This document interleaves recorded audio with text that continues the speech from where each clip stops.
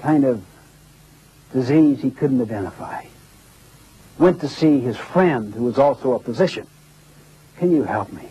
I don't know what it is. I just don't feel good. It's just a kind of a general malaise, and I don't have much energy. Can you help me? The friend knew this person well. He talked for a period of time, and then he said, yes, I think I can help you. I have 4 prescriptions, but you must follow them implicitly. Where is your favorite place? Well, what do you mean? When you were a boy, what did you look forward to the most? Where did you like to be? He said, oh, the beach. I mean, all year long we would think about the beach. And every chance we had, we would go to the beach. We would have family time. I did so much. He said, fine. He writes out the prescriptions. Go to the beach and spend the day following these prescriptions. What do you medicine?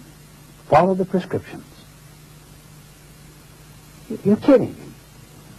Wait till you see my bill. No more.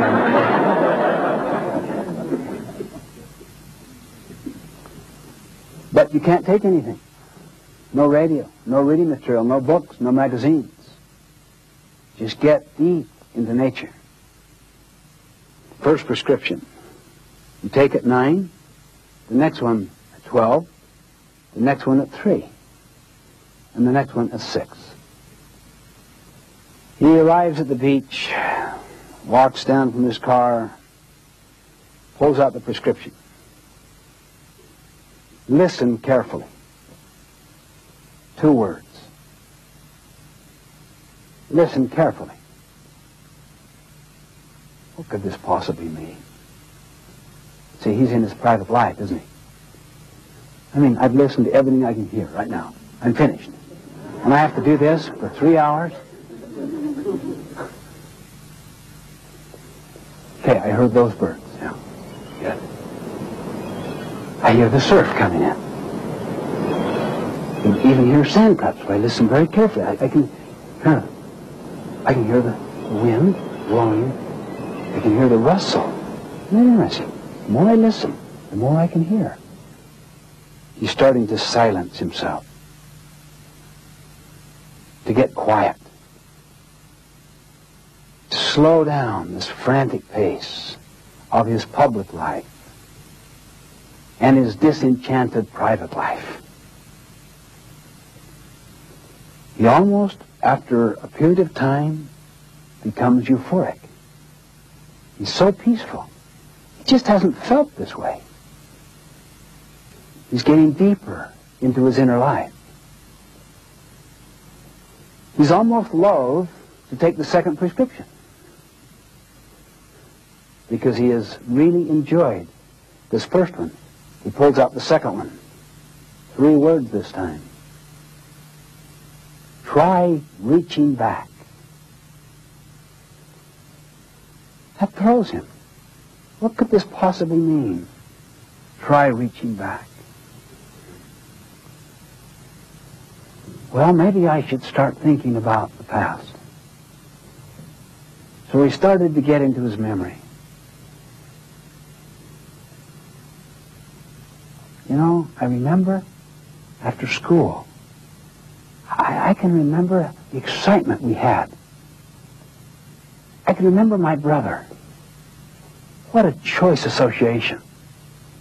He became very nostalgic, very emotional. He remembered running down the beach after school with his brother, just screaming like wild people. Just couldn't get enough of this fresh air, this scene, this freedom, and the excitement, and how they would just kind of dance around and hug each other, and they would have family times. And they would play in the surf and the water and build castles, and this thing went on for 3 more hours. And he was even more loath to move to the 3rd prescription. This time, though, he was really deep into his inner life, which contains so much of memory. 3rd prescription. This was the top prescription. This was the core prescription. The other 2 were in preparation for this one. This drove him into his deep inner life with enormous force. Re-examine your motives. For 3 hours, re-examine his motives. What is my center? What is my vision? What is my mission? What is my core? What is it I'm about? This was tough, really tough. He began to observe a pattern. He began to discover that he had put at the center of his life himself, his own need fulfillment, that he was selfish. Even some of his so-called selfless activities were selfish in that he wanted to be known for them. There was nothing anonymous, deeply anonymous, in his service to others. His private life was different than his public. He would put on that he was caring, but inwardly there was some selfish motive that was being served inside himself.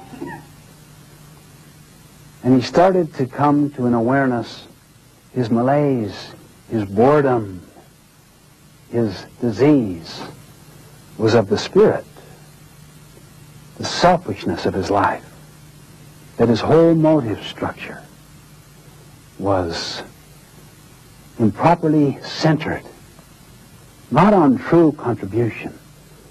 And he spent much of that time reorganizing, reorienting, replanting new motives, new desires, those that were congruent with